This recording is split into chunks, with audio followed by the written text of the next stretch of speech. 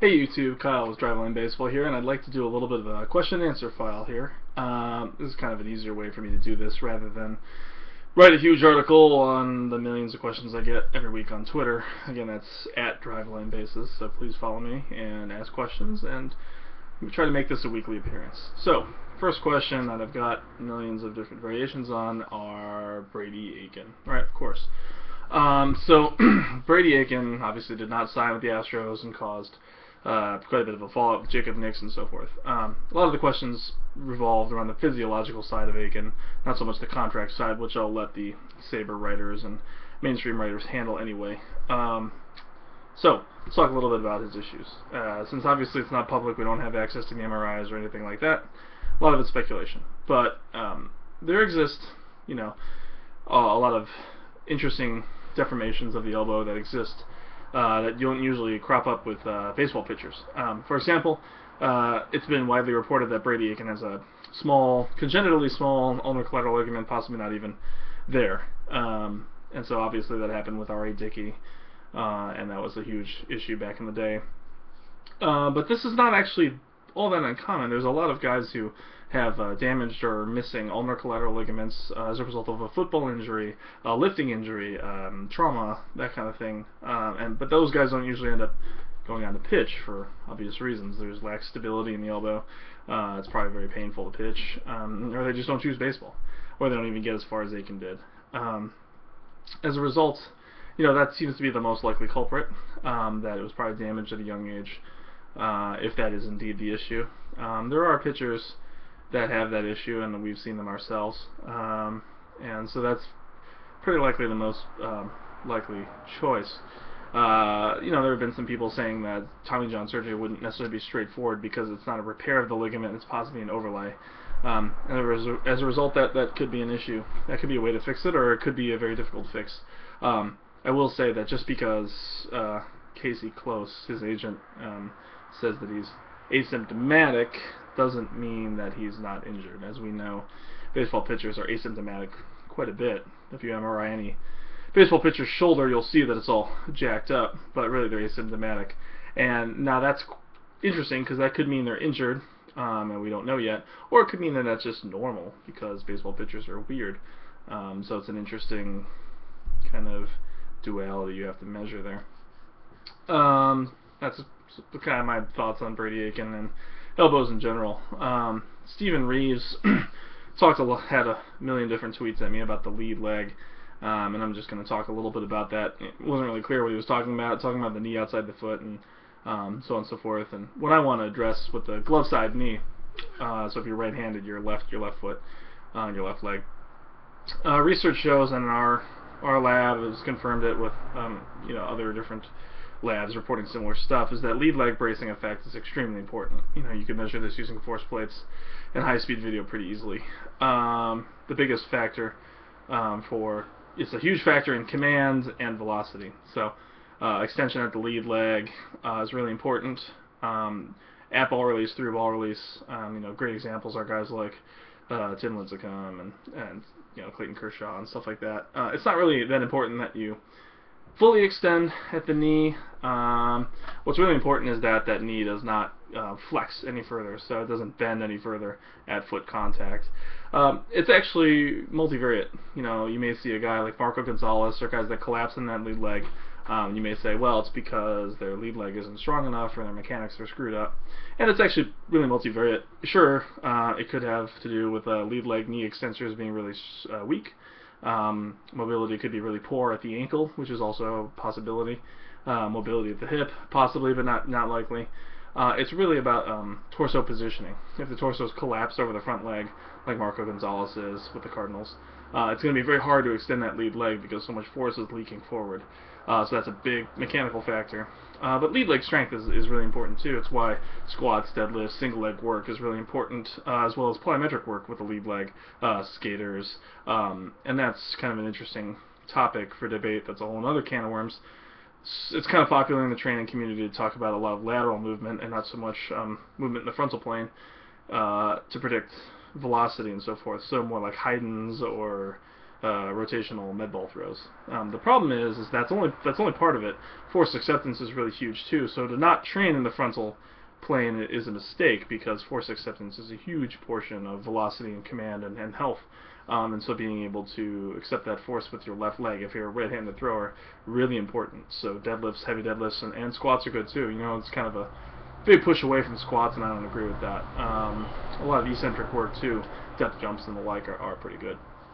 So that's my thoughts on the lead leg.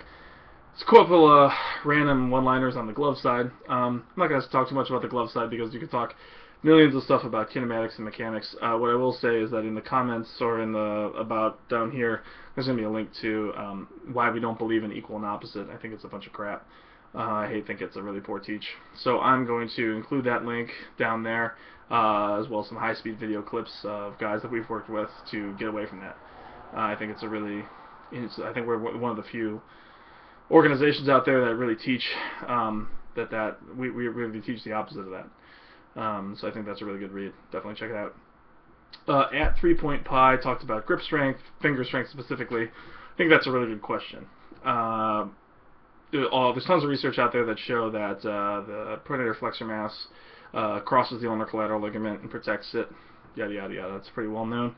The flexor carpi ulnaris is one of the major stabilizers. Pronator teres slightly. Flexor digitorum superficialis is really important. Those three muscles are like some of the biggest stabilizers of the elbow, and it's really important to work them in a couple different ways. So grip strength is really important, such as like doing rice bucket twirls, farmer's walks, pull-ups, deadlifts. Direct work is really good. Gripping work, like the captains of crush, that kind of stuff is all useful. But to train them sport specifically is really important too. The goal is not to have them on constantly, and that's not what we want. We don't want the grip. We don't want to be gripping super hard as we throw the ball. That really inhibits forearm external layback, you know, what some people call maximum external rotation, which I think is a really terrible term for it. That's no good. So we want sport-specific grip strength, sport-specific forearm activation. So that involves the way we do it with heavy ball throwing, wrist weights, specific drills to really work on activating that forearm flexor group in the right time in the delivery. So it's a little bit of both. You can get sport agnostic use from doing farmer's walks, you know, again, all those methods, but you also have to tie it sport specific, and that's kind of the trick in baseball, isn't it? Next question was asked about change-up grips. Got a couple of those. Our particular progression when teaching change-ups to anywhere between youth pitchers and pro pitchers who need help, we always start with a two-seam fastball.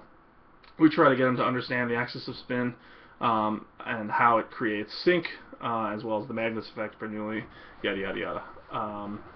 And so we start with two-seam fastballs thrown as hard as possible. We always want to keep the intent up. Then we switch to a three-seam sinker grip. So it might be something like this, where instead of like we also teach the two-seam across the seams first. It's really nice to be able to teach them to feel this seam right here instead of having a cross. Sometimes they have too much tension. So then we also have the sinker grip, which is the middle two fingers across here, again pulling on this seam, throwing as hard as possible. It really keeps the intent up. And then we may progress into a change-up. So again, maybe from the sinker grip here, we'll push the ball further back so it's deeper and choked. You can then progress into something like this, where you're really pulling down on the inside part of the seam. It's almost like a reverse slider slash screwball. You know, it's kind of the hand position of the max line fastball sinker, if I remember correctly from Marshall's writings. And so that's kind of how we do it. But we always do it as a progression. As hard as possible, two-seam, then sinker, then change-up. And we don't do much of it with youth pitchers. There's a link I'll include at the bottom of the page, again, down here, about why we don't really teach youth pitchers change-ups right away. I think it cannibalizes arm speed, rotation, and it becomes very linear. And that's something we want to get away with youth pitchers. Last, and certainly not least, is talking about the youth growth phase. Dave Faubert texted me, or replied to me on Twitter and said, he's got a kid growing really big. What are some things to look out for? I think that's a great question. Some of the big things are medial forearm pain, lateral forearm pain. Lateral compression is very high in the delivery, and with open growth plates, you know, unfused or not fused connection plates there, Lateral compression can cause really severe discomfort at the elbow. Can also manifest itself as biceps tendonitis, front of the shoulder. But really, in youth pitchers, osseous adaptation is huge. Really important to watch out for that. That's why I think limited innings should be strictly limited for the youth pitcher, and training practice phases should go way up. So lateral elbow pain is really huge, little league elbow and that kind of thing. Really look out for deep bone bruises, deep bone issue. Those are the big things that I would look for. When they're growing so large, motor control kind of goes out the window. How many times do you watch 12-year-olds grow 6 inches in a couple months and start banging their head on door frames, banging their knees on tables that they otherwise wouldn't have realized that are there? It's a proprioception issue. So mechanics can get all over the place. That's why videotape is really important at a young age. You don't necessarily want to say, pick on their mechanics at a young age, but you do want a library of things to compare it to. So I think that's really important. So video analysis plus sensitivity to osseous adaptation, so bone issues are really important. So that's about it. That's a great session of questions. We'll try to do this every week on Saturday or Sunday. Remember, at Driveline Bases, I'll put the link at the bottom down here as well as on your screen up here. And we'd love to hear from you. So text us or DM us or add us all your questions about pitching and training. Thanks.